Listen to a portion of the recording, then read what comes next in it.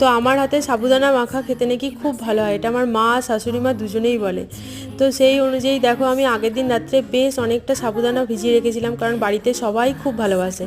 আর এখানে নিয়ে নিয়েছি সিঙ্গাপুরি কলা, তো তোমরা চাইলে কাঁঠালি কলা বা পুজোর কলা নিতে পারো, কিন্তু সিঙ্গাপুরি কলা দিয়ে মেখে দেখো খুব ভালো হবে। আর নিয়েছি 1 বাটি মতো টক দই, তো তোমার যতটা পরিমাণে থাকবে সাবুদানা সেই অনুযায়ী নেবে। আর যে পুজোর মিষ্টিগুলো ছিল সন্দেশ নকুলদানা সেগুলোও সব দেখো ভালো করে মেখে নিচ্ছি। আর সাবুদানা না হাত দিয়ে না মাখলে হয় না।